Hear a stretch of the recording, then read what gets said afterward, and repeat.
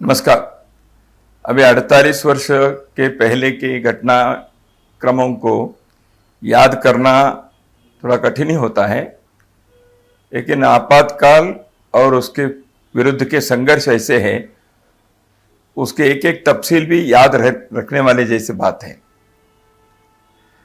तो मैं उस समय बंगलुरु विश्वविद्यालय में एमए के विद्यार्थी था और जयप्रकाश नारायण जी का आंदोलन जो पहले गुजरात और बिहार में विद्यार्थियों के आंदोलन देशव्यापी होते रहा, तो अखिल भारतीय विद्यार्थी परिषद के प्रदेश स्तर के कार्यकर्ता के नाते मैं भी उस आंदोलन में सहभागी रहा। जयप्रकाश नारायण मई के दूसरे और तीसरे सप्ताह में बेंगलुरु में उनका प्रवास था। तो जयप्रकाश नारायण जी के लोकनायक जेपी के साथ बैठकर बातचीत करने का मौका भी हम लोगों को मिला था। उससे पहले भी सितंबर माह से ही हम लोग इस विद्यार्थी आंदोलन में लगे थे, इसलिए आंदोलन के बहुत सारे आयाम मेरे प्रांत में, कर्नाटक में जो चल रहा था वो तो मुझे उस समय मालूम था। धीरे धीरे हम देश के अन्य भागों में भी क्या चल रहा है इस की जानकारी मिलती रही। भ्रष्टाचार के विरोध में, बेरोजगारी समाप्त करने के लिए, शिक्षा पद्धति में परिवर्तन लाने के लिए एक संघर्ष के बिगुल बजाता। तो मई के अंतिम सप्ताह तक देश के अंदर विद्यार्थी युवा संघर्ष समिति ये बनी थी और देश भर में जनता संघर्ष समिति और विद्यार्थी युवजन संघर्ष समिति ऐसे दो आंदोलनों के मंच बने थे। जनता संघर्ष समिति में कई राजनीतिक पार्टियां और समाज के प्रबुद्ध लोग, लेखक, पत्रकार, साहित्यकार, ऐसे लोग देश के अंदर इस परिवर्तन के लिए जिनके चाह थी, जिनके आकांक्षा थी, आग्रह था, ऐसे लोग उस समिति में थे। और विश्वविद्यालय के विद्यार्थी और नौजवान लोग, युवक युवतियां विद्यार्थी युवजन संघर्ष समिति में सक्रिय रहे।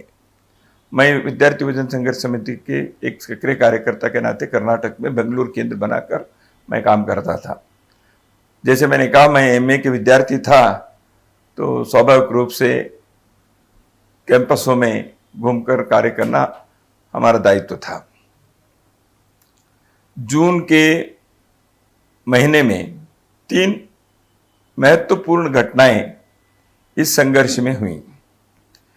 इन तीनों के परिणाम आपातकाल लागू करने में हुआ। एक है, जून आते आते देश भर में जेपी के नेतृत्व में जो आंदोलन देशव्यापी हो गया था वह अत्यंत प्रखरता के चरम पर पहुंच गया था। दूसरा, गुजरात में हुए चुनाव में इंदिरा कांग्रेस के एक दृष्टि से घोर विफलता हो गई, वो हार गई और जनता पार्टी उस समय के एक जनता मंच बनाए थे, जनता रंग कहते थे उसको, वो जीत कर आ गई। जून 12 तारीख को इलाहाबाद हाईकोर्ट के न्यायाधीश ने इंदिरा गांधी के लोकसभा चुनाव में जो जीती थी रायबरेली से, उसको उन्होंने निरस्त कर दिया। तो तीनों मोर्चे पर इंदिरा जी हार गई। एक है न्यायांग में, दूसरा है राजनीतिक क्षेत्र में चुनाव में, तीसरा है जनता के बीच। इस कारण से उन्होंने इस एक्सट्रीम क्रम को, उन्होंने संविधान के अंदर जो प्रावधान है उसका उन्होंने उपयोग किया। 25 जून को रात्रि आपातकाल घोषित कर दिया। उन दिनों में कि न मोबाइल, न टीवी, न कुछ था। आज के ज़माने के लोगों को उस समय की परिस्थिति को समझना आसान नहीं है। 50 साल पहले हिंदुस्तान में टीवी नहीं थी और कंप्यूटर्स नहीं थे, ईमेल और मोबाइल आज हैं, तो वो नहीं था। तो न्यूज़ कैसे मालूम हुआ? बीबीसी से और आकाशवाणी से घोषणा होते ही पता चला। हम लोगों को सुबह 6 बजे के न्यूज़ से समाचार मिला। संघ के शाखा में गांधीनगर बेंगलुरु में मैं और बाकी मित्र जो शाखा में थे, हमको शाखा जाते जाते ये समाचार मिल गया। पार्लियामेंट के कमेटी के काम के लिए अटल जी, अडवाणी जी, मधु दंडवते जी और एस.एन. मिश्रा जी ये बेंगलुरु आकर रुके थे।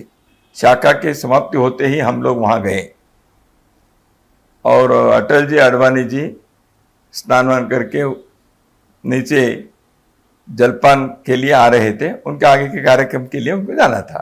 तो हमने कहा इमरजेंसी हो गई। किसने कहा ऐसे? शायद उनको तब तक जानकारी भी नहीं थी या जानकारी होगी, उन्होंने पूछा। तो हमने कहा रेडियो में सुना हमने और ऐसे हुआ। तो अडवाणी जी तुरंत UNAPTA को फ़ोन लगाओ, ऐसे करके फ़ोन लगाना है, स्टेटमेंट देना है फ़ोन पर इसके खंडन करते हुए। अटल जी ने कहा क्या कर रहे हैं? ने मैं स्टेटमेंट देता हूँ, अपने तरफ से वक्तव्य देना। अटल जी ने कौन छापने वाला है? तो अटल जी को पता चल गया था कि इमरजेंसी घोषित होते ही प्रेस सेंसर भी साथ साथ हो गया है, तो इसलिए ये स्टेटमेंट अगले कोई छापने वाला नहीं है। जलपान के लिए न जाते हुए वो अपने कमरे में वापस गए, हम भी पीछे पीछे गए। थोड़े समय के अंदर पुलिस आ गई। तो उस ऐतिहासिक क्षण के लिए मैं साक्षी रहा। अटल जी, अडवाणी जी, एस.एन. मिश्रा जी तीनों को पुलिस ने गिरफ्त करके हाईग्राउंड पुलिस स्टेशन पर लेके गए। उनके ऊपर मीसा लग गया। हम लोग वापस गए, अंडरग्राउंड हो गए हम। तो जून के महीने में विद्यार्थी वर्ष का अभ्यास वर्ग था। हम अंडरग्राउंड में ही उस अभ्यास वर्ग का आयोजन किया 3 दिन। वापस आने तक हम लोगों के ऊपर भी मीसा लग गया है ऐसे पता चला, तो हम भूमिगत हो गए। भूमिगत होकर मैं दिसंबर तक 6 महीने मैं भूमिगत रहा। जुलाई के 2 तारीख को संघ पर बैन हुआ, तो भूमिगत रहे क्योंकि हम लोग मीसा में वांटेड है पता चल गया। कई लोगों को गिरफ्त करके लेके जाते थे, कुछ लोग DIR में, कुछ लोग मीसा में। डिफेंस ऑफ इंडिया रूल और maintenance of internal security act, ऐसे 2 कानून। डिफेंस ऑफ इंडिया रूल में कोर्ट में जाने का और वहाँ आर्ग्यू करने का और शायद छूट भी जाने के प्रावधान है। मीसा में ऐसे कोई नहीं था। आपको चार्ज बताने की जरूरत भी नहीं है, क्या गुनाह है, और कोर्ट में जाने के आपको कोई अधिकार नहीं है। सब प्रकार के फंडामेंटल राइट्स सस्पेंडेड ऐसे होने के कारण मीसा में रहने वाले व्यक्ति को अंदर उनका क्या हुआ ऐसे घर के लोगों को भी पता चलने चाहिए, ऐसे भी कोई प्रावधान नहीं था। तो ऐसे मीसा में लोग रहे। 3-4 प्रकार के विषय भूमिगत रहकर ये जो इमरजेंसी के विरुद्ध के संघर्ष है उसमें, एक जनता के साथ संपर्क कैसे रखना। जैसे मैंने कहा न फोन सर कर सकते थे न ये कर सकते थे, इसलिए जनता के साथ संपर्क रखना, कार्यकर्ता के संपर्क करना, इसके लिए संघ और संघ प्रेरित संगठनों के जाल जो है उसका हमारे जो घर घर के संपर्क के जो पद्धति है यह बहुत काम में आया। घरेलू संपर्क के जो पद्धति दशकों से संघ और संघ प्रेरित संगठनों में है, उसका लाभ आंदोलन में लगे हुए अन्य राजनीतिक पार्टियां, अन्य संगठनों को भी इसका लाभ हुआ। मेरे पास बहुत ऐसे उदाहरण हैं। जैसे रविंद्र वर्मा जी बेंगलुरु आए थे तो उनको कहाँ रखना और पुलिस को पता ना चले ऐसे उनको लेके आना और रेलवे स्टेशन से और सुरक्षित वापस भेजना, ये काम अत्यंत गूढ़ता से हम लोग कर सके। उसका कारण है संघ की कार्य पद्धति के अंदर ये जो घर के संपर्क था वो। दूसरी बात, लोगों को क्या चल रहा है ये पता नहीं चलता था क्योंकि समाचार पत्र सब सेंसर के कारण केवल सरकार के अनुमति से छपने वाले समाचार छोड़कर बाकी कोई भी समाचार नहीं छपता था। कौन कहाँ अरेस्ट हो गया, किसका क्या हुआ, कोई पता नहीं चलता था। तो इसलिए एक भूमिगत साहित्य के छपने का, पत्रकारिता के एक जाल अपने नेटवर्क बनाने के एक बहुत सफल योजना बनी और उसके क्रियान्वयन हुआ। ये दूसरे एक बहुत बड़ी उपलब्धि है अपने देश के इमरजेंसी के भूमिगत संघर्ष की। तीसरा है, जिन लोगों के अरेस्ट किए या पुलिस स्टेशन में, जेल में जिनके ऊपर अमानवीय दमन और हिंसा हुई, या जेल में भी रहे, हिंसा भले ही नहीं हो, जेल में रहने के कारण कई लोगों के आजीविका पर असर हुआ और उनके घरों में, परिवारों में कमाई करने वाला नहीं है और वो जेल में है। तो इस कारण से जो परिस्थिति बच्चों के लिए, परिवार के लिए था, उसके संभालने का और उन लोगों के योगक्षेम की व्यवस्था करने के एक बहुत बड़ा काम था। और चौथा, सबसे महत्वपूर्ण, संघर्ष करते हुए इस आपातकाल के विरुद्ध लोगों की आवाज खड़ा करने के लिए, सत्याग्रह करने के लिए जो योजना बनी, उसको सफल बनाना। तो यह 4 प्रमुख काम उन दिनों में मुझे लगता है एक बहुत ही अच्छी योजना से सफलतापूर्वक हम बना सके। कई बार मुझे लगता है ये क्रूरता का भी याद करना है क्या। मैं कारण बताता हूं। संघ के तृतीय पूजनीय सरसंघ चालक बाला साहेब देवरस जी ने आपातकाल के पश्चात एक बहुत महत्वपूर्ण सार्वजनिक वक्तव्य उन्होंने दिया था अपने सार्वजनिक भाषण में। उन्होंने कहा, फॉरगिव एंड फॉरगेट, जो हो गया है, उसको भूल जाओ, उसको क्षमा करो। लेकिन देश के इतिहास में जिस एक काला अध्याय के दौरान घोर दमन और अत्याचार हुए, वह इतिहास के पन्ने पर है। कई पुस्तकें इस विषय में आई हैं, व्यक्तिगत तौर पर भी कई लोगों ने लिखा है और संगठनों से भी इस प्रकार के साहित्य बाद में भी छपे हैं। इसलिए मैं नहीं भी बताऊंगा तो भी वो है ही। तो इसलिए बाला साहेब देवरस जी ने जो अपेक्षा की थी उसको ध्यान में रखकर मैं थोड़ा 2-4 बातें इस संदर्भ में बताऊंगा। क्रूरता और अमानवीयता बहुत व्यापक प्रमाण में कई जगह पर हुए।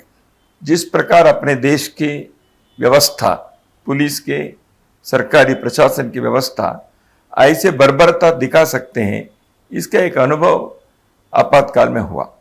हाथ दोनों ऐसे पीछे बांधकर ऊपर से उनको खींचना और वो जमीन से ऊपर जाता है जैसे फांसी के होता है। उस समय उनके पीठ पर, उनके पैर पर लाठी से मारना। उस समय जो क्रूरता हुई 3 प्रकार की हुई। एक है जो अरेस्ट हुए उनके लॉकअप में हुआ, बहुत सारे व्यापक प्रमाण में जो हुआ वो पुलिस लॉकअप में हुआ, उनको जेल में भेजने से पहले। पुलिस लॉकअप में जो हुआ उसके जो हिंसा के प्रकार है, कैंडल से, उस समय के आंध्र प्रदेश है, अभी तेलंगाना है, आंजनेयुलु एक कार्यकर्ता, उसके शरीर के लगभग 100 जगह पर उनको जलाया कैंडल से, उनसे कुछ मुंह से कहलवाने के लिए, बुलवाने के लिए। किसी को नारियल के इसके अंदर कीड़े रखकर उसको यहां बांध दिया नाभि के ऊपर, या जैसे मैंने कहा पुलिस भाषा में एरोप्लेन कहते हैं, गोली कहते हैं, चपाती कहते हैं। ये सब अलग अलग प्रकार के हिंसा के, जो टॉर्चर के अलग अलग प्रकार है। ये सीधा बिठाकर उसके ऊपर रोलिंग करो, तरह तरह के हैं, इलेक्ट्रिक शॉक दो, या इसमें पिन से अंदर एक उसे दो।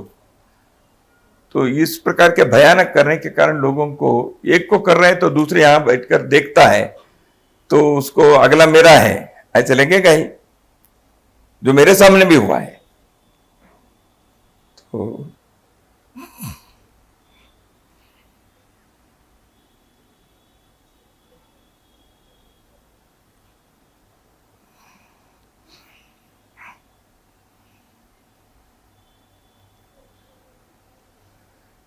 बहुत लोग जो जेल में आए, ऐसे लोगों का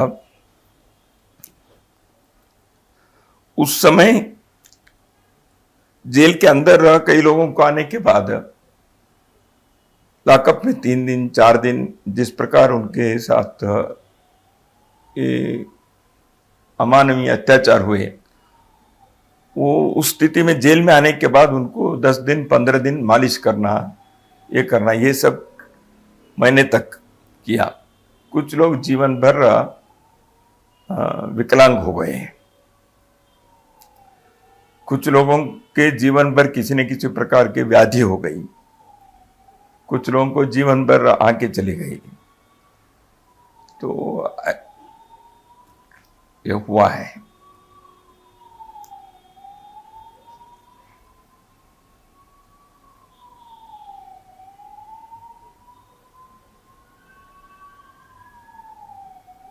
हमारे कई मित्र ऐसे हुए, वैसे मेरे साथ तो ऐसे नहीं हुआ, हमारे आंखों के सामने हुआ है। तो जिनको ऐसे हुआ, उन्होंने बाद में किसी भी प्रकार के उनके मुंह से कोई अपशब्द नहीं आए और उन्होंने इस आंदोलन से दूर नहीं गए, या उनके घर के लोग संगठन को नहीं छोड़े। कर्नाटक में राजू करके एक उसके हत्या हो गई पुलिस स्टेशन के अंदर। तो ऐसे कई प्रकार के लॉकअप की जो हिंसा है ना, वो देश भर में बहुत जगह पर हुए हैं। दूसरा एक है कि बाहर होने वाले, मैं बेंगलुरु के एक घटना जानता हूं, मैं बहुत सारे देश भर के भी मालूम है। ओम प्रकाश कोहली जी दिल्ली में थे, जो गवर्नर रहे, राज्यसभा सदस्य रहे, विद्यार्थी परिषद के अखिल भारतीय अध्यक्ष भी थे। दिल्ली के एक तिहाड़ जेल में सब जानते हैं कि ओम प्रकाश कोहली जी थोड़ा सा दिव्यांग थे चलने में। उनको पुलिस ने लात मारा जेल के अंदर, लॉकअप में। उनके साथ अत्यंत अपमानकर व्यवहार किए। वो कॉलेज के प्रोफेसर थे। खड़े होना मुश्किल था, ऐसे व्यक्ति के साथ ऐसे किए। ऐसे देश भर में हुए। तो बेंगलुरु में एक गायत्री करके एक महिला, उन्होंने सत्याग्रह किया। सत्याग्रह करने के बाद उनको अरेस्ट किया, जेल में ले गए। 15 दिन के बाद उनके वो सत्याग्रह करते समय वो आई थी, वो गर्भवती थी, तो वो सत्याग्रह की। लॉकअप में लेके जाने के बाद उनके प्रसव वेदना जब हुई तो हॉस्पिटल लेके गए। तो हॉस्पिटल में उनको पलंग पर सुलाए थे। तो डिलीवरी उनकी जो हुई, उस समय उनके दोनों पैर को जंजीर से बांधा हुआ था।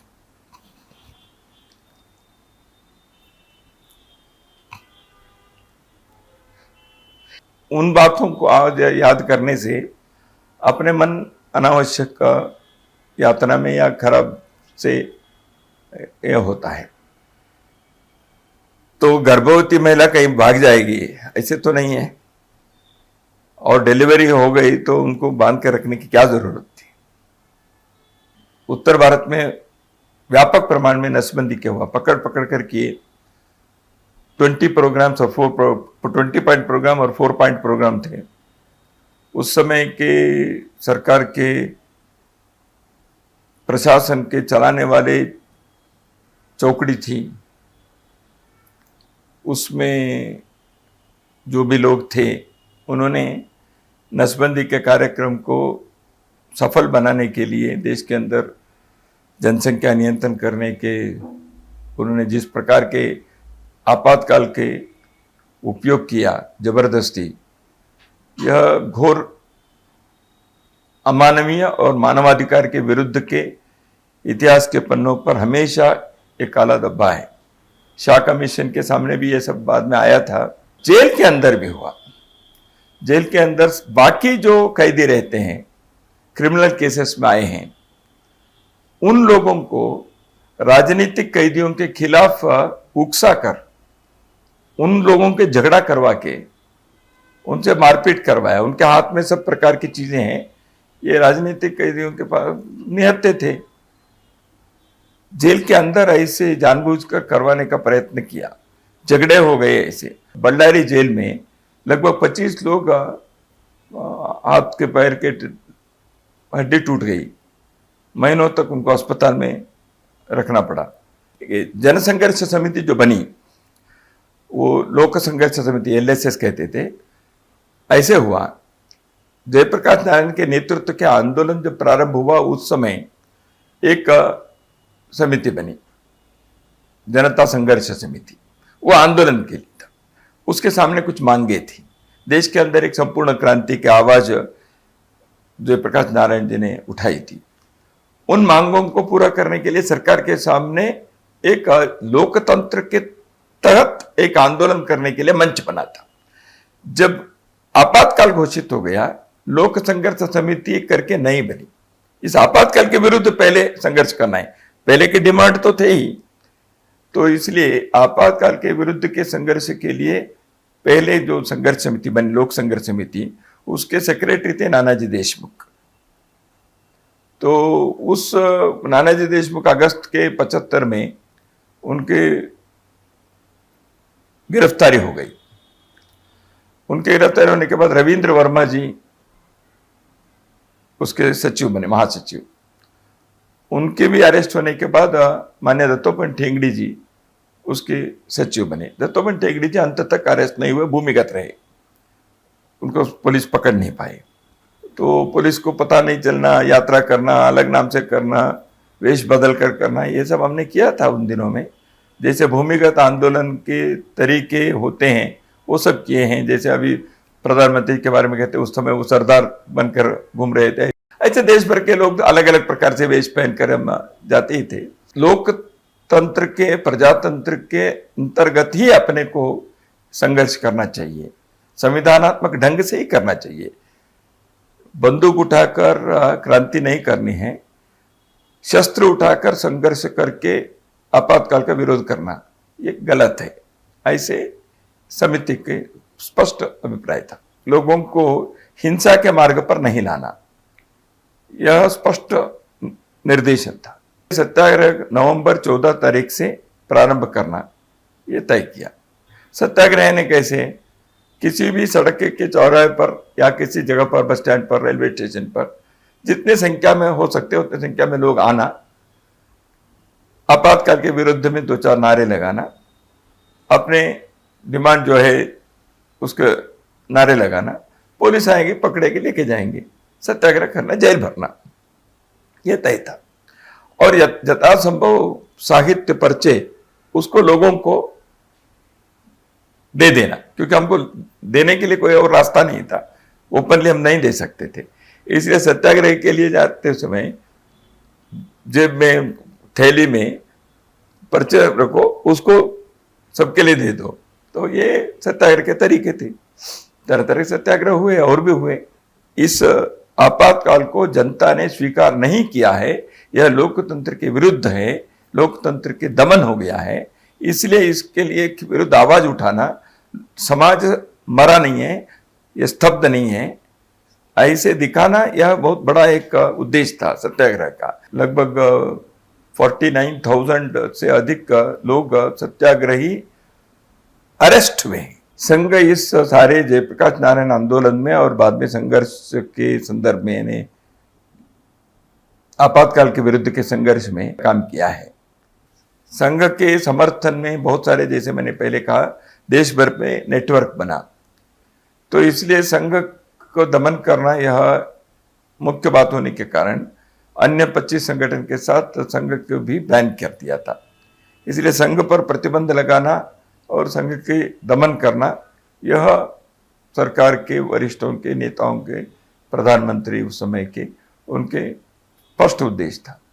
तो इसलिए संघ को दमन करने के लिए उन्होंने स्वयंसेवकों के पुराने सूची उनको मिली, कहीं किसी के डायरी में मिल गई, या कार्यालय उन्होंने बंद करवाया, इमरजेंसी के बाद कार्यालय पर जाकर उसके सब राइड किए, कार्यालय के ऊपर ताला लगाया, तो कार्यालय के अंदर जो सूचियाँ थी, स्वयंसेवक गुरु दक्षिणा के कार्यकर्ताओं की सूची है, ऐसे लोगों के सूची पकड़ पकड़ कर उन्होंने उन घरों में गए, तो घर पे बैठे हुए व्यक्ति को भी लेके आए। तो इसलिए उनको संघ की व्यवस्था के पद्धति की सूची का लाभ उनको मिला, तो वो भी किया है। कई जगह पर संघ के कार्यकर्ता सरकारी या कॉलेज में नौकरी में है, बैंक में नौकरी में है, तो दबाव डालकर उनको वहाँ से ये किया, तुमको सस्पेंड कर देंगे, ये कर देंगे, इस प्रकार के उनके नौकरी के वगैरह वगैरह किया। या व्यापारी वगैरह है तो उनके ऊपर किसी न किसी प्रकार से कानून से कई लोगों को दबाव डालने का प्रयत्न किया। दूसरा और एक है कि सामान्यतः जो टार्चर हुआ है, अधिकतर टार्चर जो पुलिस लॉकअप में हुआ वो स्वयंसेवकों पर ही हुआ है। इसके दोनों कारण हैं। एक है भूमिगत काम में सक्रिय स्वयंसेवक अधिक थे, इसलिए वही पकड़े गए तो उनका किया। दूसरा, उनको लगता था कि ये इनसे बहुत जल्दी हम बुलवाएंगे। अंडरग्राउंड लिटरेचर छपता था, उदाहरण के लिए, कहाँ छप रहा है पूछेंगे, तो स्वयंसेवक बोलता नहीं था, तो उनको टार्चर करने के बाद भी स्वयंसेवक के मुंह से शब्द नहीं निकलते थे, तो इसलिए उनका अधिक टार्चर इस कारण से भी हुआ। एक है स्वयंसेवकों की निष्ठा के कारण, स्वयंसेवकों की संख्या के कारण।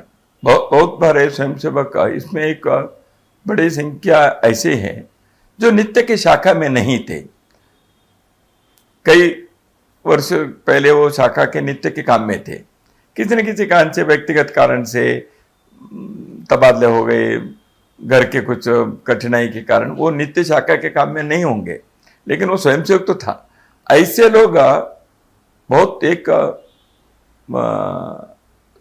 हमारे लिए गर्व के विषय है, बहुत बड़ी संख्या के ऐसे स्वयंसेवक आपातकाल में भागे नहीं, दूर नहीं गए, उल्टा वो सक्रिय हो गए। क्योंकि उन्होंने क्या कहा, देखो हम स्वयंसेवक है, पुलिस को पता नहीं है क्योंकि हमारे नाम अभी सूची में नहीं है, इसलिए हमारे घर का उपयोग करिए। हमारे घर में भूमिगत कार्यकर्ता रुके, भोजन करे, क्योंकि हमारे घर पुलिस के राडार में नहीं है। ये कहने की हिम्मत कार्यकर्ता स्वयंसेवकों ने की उस समय। ऐसे कई स्वयंसेवकों ने जो जेल में रहे सत्याग्रह करके या ऐसे ही अरेस्ट होकर जो गए, उनके परिवार के संदर्भ में जगह जगह पर सूची बनाकर उनके घर में महिला है, बच्चे हैं, उनके भोजन की व्यवस्था वगैरह करने के लिए उन्होंने लिस्ट बनाई, अपने तरह से उन्होंने कंट्रीब्यूशन किए, अपने घर से कुछ व्यवस्था, आर्थिक सहायता की। ऐसे जगह जगह पर इसके कार्यकर्ताओं ने व्यवस्था की। तो इस व्यवस्था के कारण बहुत सारे स्वयंसेवकों के घर में भले ही कमाई करने वाला व्यक्ति नहीं था, कुछ न कुछ ऐसे मदद हुई। ऐसे भी हैं, 2-4 जगह पर लड़की की शादी तय हो गई थी, तो ऐसे भी मुझे मालूम है, कई घटनाएं ऐसे हैं। स्वयंसेवकों ने, बाकी लोगों ने वो शादी न रुके, न टूटे, भले ही वो जेल में है, पिताजी चिंता मत करो, ऐसे करके खड़े होकर शादी भी करवाई। तो ये कार्यकर्ताओं ने किया है। दूसरे संगठन, दूसरे पार्टी, उनके लिए भी स्वयंसेवकों ने किया है। संघर्ष में जो थे उन सबके लिए करना यह था।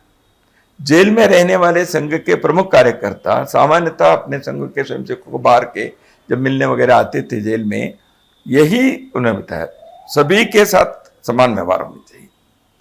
इसलिए मुझे याद है, सर्वोदय के 2 कार्यकर्ताओं के घर में कर्नाटक में जब परिस्थिति अच्छी नहीं थी, संघ के स्वयंसेवकों ने उनकी व्यवस्था की। मैं ये नहीं कहना चाहता, उसको कोई क्रेडिट नहीं लेना है, संघर्ष में हम सब साथ हैं। एक दूसरा और एक था, संघर्ष के लिए भी राशि चाहिए थी, लिटरेचर छपना है, प्रवास करने हैं, ये सब करना था। संघर्ष के लिए जो संघर्ष निधि चाहिए, वो भी स्वयंसेवकों ने समाज से इकट्ठा की। किसी भी देश में लोकतंत्र जहां है, वहां लोक की आवाज को दमन करने के, कुचलने के कोई भी प्रयत्न वह सफल नहीं हो सकता। और कुछ समय के लिए आप दमन कर सकते हैं, जैसे 20 महीने आपातकाल रहा, लेकिन दमन नहीं हो सकता। लोगों की आवाज हमेशा एक लोकतांत्रिक व्यवस्था में वो बुलंद रह सकती है, उसको बुलंद रखना चाहिए। आपातकाल के विरुद्ध के संघर्ष क्यों सफल हुआ? क्योंकि इस प्रकार लोगों के जागरूक रखने के और एक संगठनात्मक नेटवर्क रखने के उस समय के नेतृत्व ने इस विषय के बारे में लोगों के लिए योग्य मार्गदर्शन दिया, ऐसे लोगों को तैयार किया था। उस आंदोलन में विशेष करके ये विद्यार्थियों के, युवजनों के एक आंदोलन से देश भर में एक परिवर्तन के लिए आंदोलन चला। इसलिए देश के नौजवान विद्यार्थी और नौजवान लोग देश समाज के बारे में जागरूक रहकर समय समय पर अपने आवाज को उठाना, सही दिशा क्या है इसके बारे में निर्णय करते हुए एक प्रबल जनशक्ति की आवाज बनना, यह यदि हमेशा उनकी ट्रेनिंग रहना ये होता है तो समाज के लिए हमेशा वो एक रक्षा कवच बनता है, एक आशादीप बनता है। तो मुझे लगता है वो होना चाहिए हमेशा। दक्षिण भारत में उसके नेतृत्व दिए माननीय होवे शेषाद्री जी ने, बेंगलुरु केंद्र था उनका। पूरे दक्षिण भारत के उस समय 4 राज्य थे, अभी तो तेलंगाना आंध्र मिलाकर 5 राज्य हो गए। उन 4 राज्यों के उस समय पूरे उन्होंने साहित्य के नेतृत्व उन्होंने दिया। कैसे?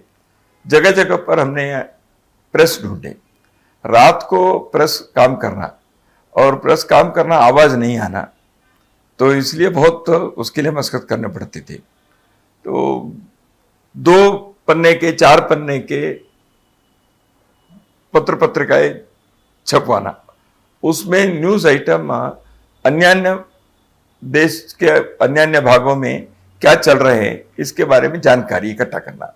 ये जानकारी इकट्ठा कैसे करना, वो थोड़ा सा हम कुछ फोन का भी उपयोग किए, भूमिगत इसमें अलग अलग नाम से किए, प्रवास करने वाले लोगों से लिखवा कर लाते थे, एक नेटवर्क का शुरू किया था। इसके लिए ही कुछ कार्यकर्ता प्रवास करते थे, वो बाकी कोई उनके बैठक लेना, सत्याग्रह की तैयारी करना, वो काम उनके पास नहीं था। वो एक दृष्टि से पत्रकार जैसे अंडरग्राउंड पत्रकार कार्यकर्ता थे, वो कोई पत्रिका क्षेत्र के सभी नहीं थे, लेकिन न्यूज कलेक्ट करके उसको लिखना। और लेखक लोगों को एक जगह जगह पर बनाते। 2 बार लेखक लोगों के कार्यशाला किए कर्नाटक में, उन दिनों में तो मैं तो कर्नाटक में था, ऐसे देश के अन्य भागों में भी जरूर किए होंगे। हम अलग अलग नाम से, उदाहरण के लिए कर्नाटक के 4 जगह पर या महाराष्ट्र में अलग अलग नाम से अंडरग्राउंड की पत्रिकाएं छपती थी, मराठी में, कन्नड़ में, तेलुगु में, हिंदी में, उस राज्य में वो नाम भी अलग अलग थे। कर्नाटक में कन्नड़ में ही 3 नाम से 3 जगह पर छपती थी। हाँ, उसका छपने के बाद 2 प्रकार के छपना, एक है प्रिंटिंग प्रेस, वो आवाज करता है, पुलिस पकड़ सकते हैं, इसलिए हाथ से साइक्लोस्टेल करना, घुमा घुमा कर साइक्लोस्टेल करना, रातों रात काम करते थे, 1,000 प्रति निकालना रात भर काम करके। उसको सुबह 3:30-4 बजे से 5 बजे के बीच सामान्यतः जाना, सड़क पर घर के गेट के पास जहां पेपर रखते वहां डाल देना, ऐसे हम करते थे। तरह तरह के किए। वो सिनेमा देखने गए, उदाहरण के लिए मतलब कैसे किया, एक जगह पर सिनेमा देखने के लिए 4 लोग गए, हाथ में वो पत्रिका के जेब में वह सब रखे गए, तो वहां बालकनी सीट में गए ऊपर के, तो वहां से उसको धीरे धीरे ऐसे नीचे कर दिया। तो कई जगह पर बालकनी ऐसे होता है, तो बालकनी के ऐसे किया तो नीचे करके अंधेरे में बाहर चले गए, तो वो सारे पेपर नीचे गिर गए, इतने लोगों के हाथ में गए। तो डिस्ट्रीब्यूट करने के तरीके अलग अलग थे। जेल में सुबह से शाम तक कैंप जैसे हम चलाते थे। 2 प्रकार के कैदी थे, जो इमरजेंसी के कैदी, आपातकाल के। तीसरे प्रकार थे जो अन्य प्रकार के क्राइम्स करके अपराधी जो आते थे समाज में, हमेशा जो जेल में DAR, जिनके केस चलते हैं, कोर्ट में लेके जाते हैं, ऐसे DAR के जो कैदी हैं वो अलग है। उनके 1 महीने या 15 दिन के लिए जेल से जैसे कई बार छूट जाते थे, बेल में जाते थे, ऐसे होता था। मीसा के हैं, वो मीसा के लोगों के ऊपर कोई चार्जशीट नहीं, उनको ना कोर्ट है, ऐसे चलता था। तो इसलिए मीसा में रहने वाले लोगों के जीवन शैली अलग थी। तो मीसा में रहने वाले लोग आए तो बाहर जाएंगे, कब जाएंगे कोई पता नहीं है। बीच में एक बार ऐसे था, नीरेन डे सॉलिसिटर जनरल थे, उन्होंने सुप्रीम कोर्ट में एक आर्गुमेंट किया और उनके आर्गुमेंट को सुप्रीम कोर्ट में स्वीकार किया। आर्गुमेंट क्या था उनका? मीसा के लोगों देश की सुरक्षा के लिए उनको हम उनके ऊपर कोई चार्जशीट नहीं और कब तक रहना है इसकी कोई गारंटी नहीं है। दे में and their life in jail, ऐसे एक वाक्य उनका था। दूसरा उन्होंने कहा, तो आर्गुमेंट ऐसे किए, यदि देश की सुरक्षा के लिए उनको जेल के अंदर भी शूट किए तो भी कोई अपराध नहीं है सरकार पर। जेल में अंग्रेजों के जमाने के कानून बहुत है, अब ठीक हो गया है, वो कानून ही चलता था। अंग्रेजों ने उस समय जो किया था वो कानून चलते थे, तो जेल के अंदर संघर्ष किए, इस कानून के खिलाफ भी अंदर उसके लिए ज्ञापन देना, उसके खिलाफ करना, वही सत्याग्रह ने अंदर अनशन करना, ये सब किया। तो इस कारण से कुछ कानून बदलना पड़ा प्रशासन को, कुछ चीजें। संविधान के बारे में एच.वी. कामत जी ने एक कहा, it is not amending the constitution, it is not mending the constitution, but it is ending the constitution. ऐसे लोकसभा के सदस्य एच.वी. कामत थे, उन्होंने कमेंट किया सरकार ने क्या किया संविधान के साथ, it was almost ending the constitution. Amendment तो उन्होंने क्या किया, अमेंडमेंट जो आए उस अमेंडमेंट में बहुत सारे चीज़ों को उन्होंने किया। कुछ बातें ऐसी थी जो प्रियम्बल में जोड़ दिया उन्होंने, संविधान की प्रस्तावना में पहले से नहीं था, सेक्युलरिज्म और सोशलिज्म का, इन दो शब्दों को उन्होंने जोड़ा, वो आज तक है। संविधान के साथ छेड़छाड़ करने का प्रयत्न भरपूर किए उस समय, और 5 वर्ष के जो लोकसभा के कार्यकाल है उसको 6 साल किया, 1 वर्ष ज़्यादा कर दिया था। तो वो सारी चीज़ें जनता सरकार आने के बाद उसको फिर से संशोधन करके वापस किया। देश के इतिहास में आपातकालीन संघर्ष को एक दृष्टि से द्वितीय स्वतंत्रता संग्राम ऐसे कई लोगों ने उस समय कहा है, आज भी कई बार लगता है यह सही व्याख्या है। विदेशी शासन के खिलाफ एक संघर्ष हुआ, वो लंबे चला, एक स्वतंत्रता आंदोलन हुआ, लेकिन देश के अंदर के ही अपने लोगों ने संविधान के प्रावधान को दुरुपयोग करके देश के लोगों के आवाज को दमन करने के, और जयप्रकाश नारायण जैसे जिनके जीवन इतने स्वच्छ है ऐसे व्यक्ति को भी दमन करने के जो प्रयत्न हुआ, और सामान्य लोगों को तो हुआ ही, तो यह एक दृष्टि से द्वितीय स्वतंत्रता संग्राम कहना ये योग्य है, ऐसे मुझे लगता है। ये आपातकाल क्यों हुआ? देश में आपातकाल होते जब देश असुरक्षित है तो आप आपातकाल करिए। व्यक्ति या पार्टी असुरक्षित है, अस्थिर है, उसके लिए संविधान का उपयोग करना या दुरुपयोग करना यह लोकतंत्र में कभी भी नहीं होना चाहिए।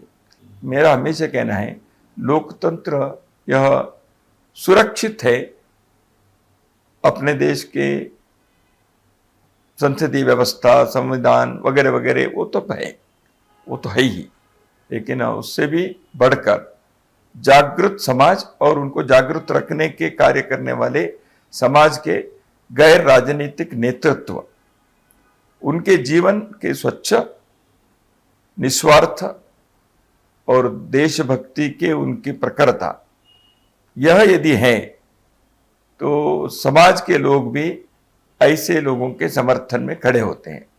इसलिए हमेशा देश के लिए इस प्रकार के नेतृत्व समाज में हर क्षेत्र में रहना चाहिए, वह देश के लिए भरोसा है।